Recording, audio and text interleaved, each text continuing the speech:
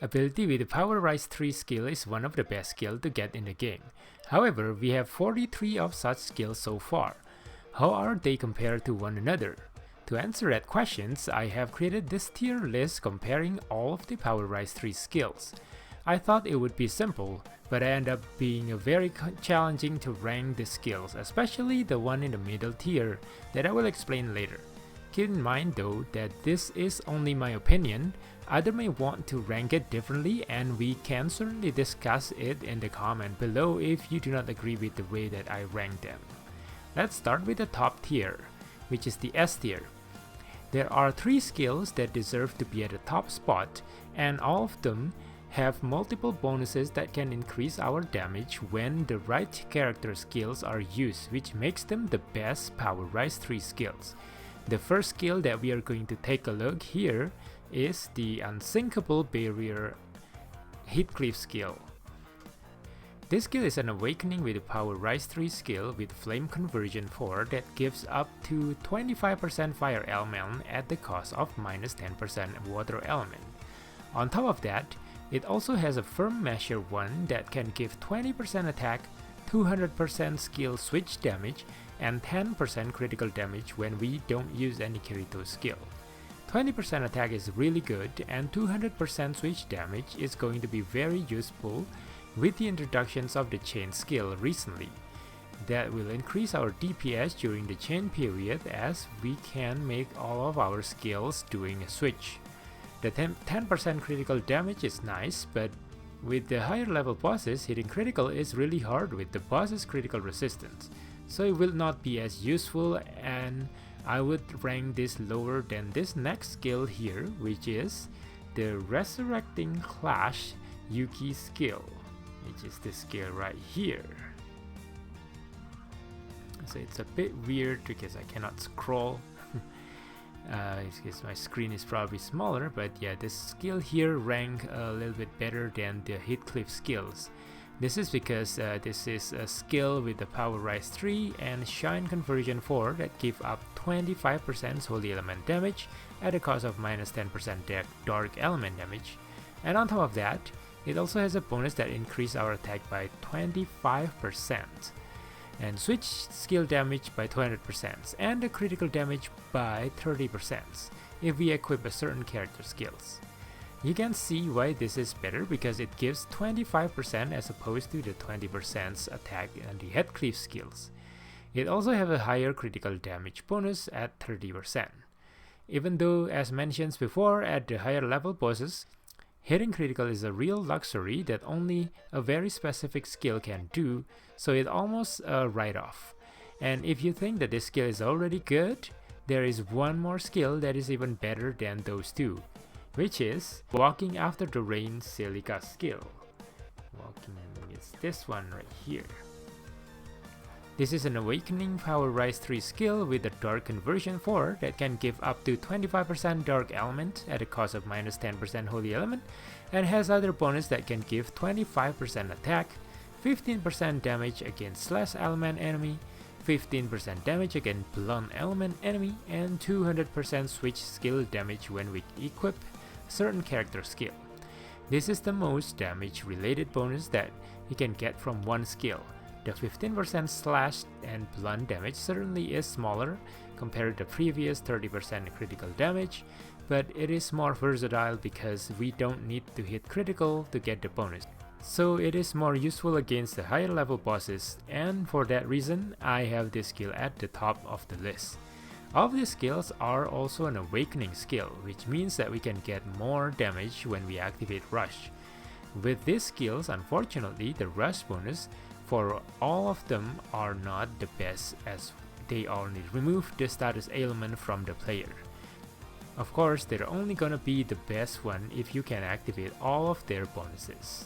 Now that we have seen the top skill, let's jump to the bottom of the list, which is the F tier. There is only one skill in this tier, which is the Dark God of Dignity Facta skill. Just this skill right here. Put it on the F tier, and the reason why this is in the F tier is because the other bonus that we can get other than the Power Rise 3 is the 1000 additional damage if we don't equip any ally skills. 1000 additional damage is very small based on today's standard, and this is just a normal ability skill, so it got slotted on the lowest tier, allowed. Right above the F tier is the E tier. We have something that's arguably slightly better, which are the Axel Power Rise 3 skill. This skill, while it does not have any other bonuses that increase damage, each of them have some very useful status resistance and healing. As well as being the Axel ability skill, it will increase the Axel durations. These skills are the Light as Silk Argo with the paralysis resistance, and shot will be fired Kirito with the petrifications resistance, and Solid Growth Silica with sleep resistance. And the last but not least is the Sky Cruising Yuki with the stun resistance. Moving back to the A tier now, the skills are slightly above the rest of the tier here because it has some extra utilities based on the current meta. The first two skills here are useful because it is an awakening skills with a rush bonus that can increase stack by up to 10 stacks, which are together from now on Yui, which has an Aqua Conversion 5 that increase water element by up to 30% at the cost of minus 15% fire element and 20% attack when we use two Yui skills, and the Flashing Trial / Kirito skill that has a Shine Conversions 4 that increase the holy damage by 25% at the cost of minus 10% dark element and 20% attack when we use one Lifa skill. Now I put them here at the higher tier because lately the game has introduced a lot of skills with stack buff from Axel, Chain, and even some Connect skills. 10 stack buff normally means 10% increase on the buff. While on itself it seems small, if you have multiple stack buff on yourself, like the attack staff buff, elemental damage stack buff, defense stack buff, and critical damage, for example, you'll get 10% attack, 10% elemental damage, 10% defense, and 10% critical damage when you activate the rush, which is huge. Because of that potentials, I put them at the top of the A tier. And the Yui here is slightly above the Kirito skill because it can give 5 more elemental damage. Slightly under those two skills are still in the A tier, which are the Full Burst Power Rise 3 skills, because equipping those skills can add one more use of the Full Burst skills. But that's not the only reasons, as those skills also have bonuses that can increase 30% attack, with the Frozen Integrity Knight Yu-Gi-Oh skill here that has 30% attack bonus when the enemy has burn status, and the Apprentice Sorcerer Silica skills that can give 30% attack bonus when the enemy has frostbite status. I would rank the Yu-Gi-Oh skill here slightly above the Silica because the burn status, we can get it from the free Kirito burst skills that can guarantee the burn. Meanwhile, skill record with frostbite status are only obtainable through gacha, and they are pretty rare. There is a third full burst power rise skill, which is the Proclamations of Domination's Arco skill that gives 30% damage when the enemy has any kind of mark debuff. I rank this lower than the other two because mark debuff usually lasts either only one use or a short period of time. However, this skill can potentially do more damage compared to the other two because the bonus is increasing damage instead of attack. I might be wrong, but I think the damage bonus is calculated after the weakness and the critical damage. So moving on the B and C tier, this is the part where I'm having trouble deciding the tier, because they all can be useful in different situations. So technically I can put them all in one tier, but at the end I decided to group them based on their similar features and put them on a separate tier. On a B tier are the list of the rest of Awakening Power Rise 3 skills. Awakening skills are good because if we equip more than one Awakening skill, each fully awakened awakening skill will increase our damage by additional 10% during rush. On top of the rush bonus, and at the top of the list, I put these 3 skills with elemental conversion 5 because they give 5% more damage compared to the elemental conversion 4 counterpart, and the one with the attack or switch damage as the rush bonus. These skills are the Spark in the Neon City Kirito with a wind conversion 5 and 5% attack for the rush bonus, and for Precious Memory Kirito skill with the Dark conversion 5 and also 5% attack as the rush bonus. The third skill is the Rocked by the Wave Liva skill with the Flame conversion 5 and 15% switch skill damage. I ranked the one with the switch damage lower compared to the one with the attack because attack is more versatile as it works with not just the switch skill. Although arguably you probably will want to use your rush and chain at the same time, making the 15% switch damage more lucrative options. But I'll just use this order for now. Following closely below them are collections of similar Power Rise 3 skills that can give 20% attack when we equip or not equip certain characters, and different elemental conversion 4 and rush bonus that increase attack by 5%, which are the Way of the Happiness Alice skill with the Flame conversion 4, and Time to Relax Alice, and Cute Wolf Girl Asuna, both with the Water conversion 4. Then we have a skill that gives 20% attack when we equip or not equip certain characters, and Elemental conversion 4 with a 15% switch damage as the rush bonus, which are the Cool Juggling Agil. This one has the Flame conversion 4, the Civilta Drago Silka. This one has a Earth conversion 4, and the New Year Game Silica with the Wind conversion 4. Next, we have this Blue Rose in the Night Sky Kirito skill, which people may argue that this belongs to the S tier because we can give a lot of bonus, but I put it this low in the tier rank because if you look at the bonuses, the one that's useful are mostly the 20% attack, just like any other Power Rise 3 skills that we have seen above. It does have 10% critical damage, but as mentioned earlier, higher level bosses have really high critical damage, making this bonus is not attractive.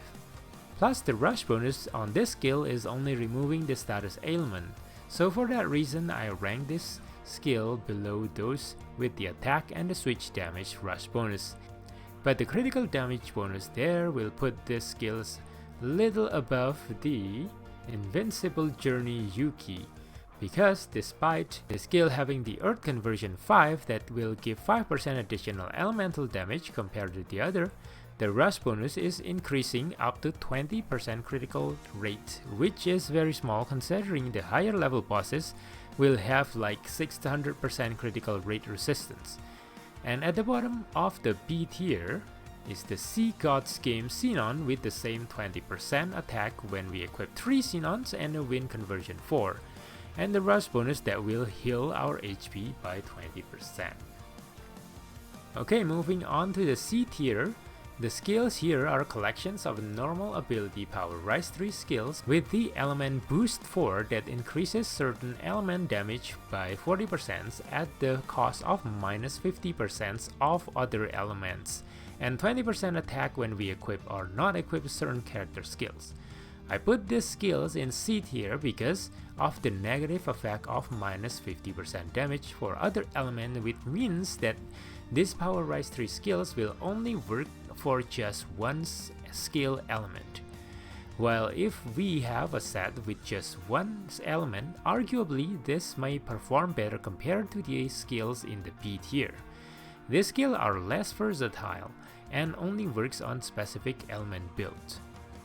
The skills in the list in no particular order are Gazing into the Future Koharu and Start Maintenance Lisbeth with Dark Boost 4, School Madonna Asuna, and Leaping All About Yuki with the Fire Boost 4, Fragrant Rose Yujio, and Brave Song Kirito with the Shine Boost 4, Refreshing Grape Soda Koharu with Aqua Boost 4, and My Feeling Silica with Earth Boost 4. At the top of this tier though, I have a non-awakening skills that work differently, which is the Fetish Lady Yuki, which makes it to the top because it does not have any negative effect. This Power Rise 3 skill also comes with the Ground Dance 5 that increase earth damage by up to 25% and 30% slash damage if we don't use any Kirito skill. That is really good, but especially for slash weapon. Last but not least, at D tier, we have the normal ability skills with the element conversion 4 that boosted one element damage by 25% at the cost of minus 10% of one other element, and 20% attack when equipping or not equipping certain character skills in a particular order. And in no particular order, we have Wishing Upon the Daruma Yui with the Flame Conversion 4, Lovely Mermaid Lisbeth with the Wind Conversion 4, A Glimpse of Business Yui with the Shine Conversion 4, and slightly below this is this Spring Lilac Yuki with Earth Conversion 4, and instead of getting 20% attack with the certain character, this skill has bonus that increases attack by 3.5% per Yuki character in the set. I put this lower than the other 3 because we will need at least 6 Yuki characters in the set to make the skill better than the other, so it is harder to fit it on any set.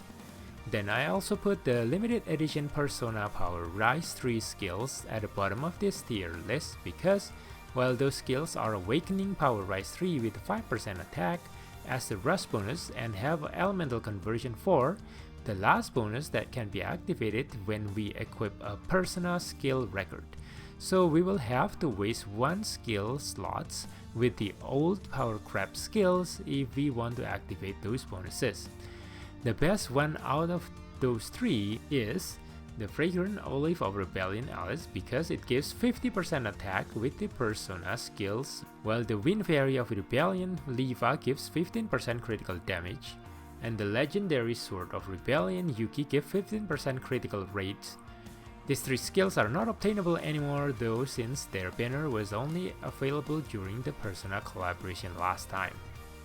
Oh, and I missed these 2 skills here. So these 2 skills actually is skills that belong to the C tier, so it has the same bonus as everything else that we have on there, except that this 2 has a Shine Boost 4. So let me put this quickly into the C tier. Okay, so this is the Power Rise 3 tier list in my opinion. Though bear in mind that even at the lowest tier, skill with the Power Rise 3 skill is still a good skill, so you don't need to get upset if you don't get the top tier skills. Hope this list is useful, and don't forget to leave a like and subscribe to my channel if you have not done so. Also, if you have watched until the end and still don't know why these Power Rise 3 skills are good, check out the next video here to learn more about it. And I will see you there. Bye now.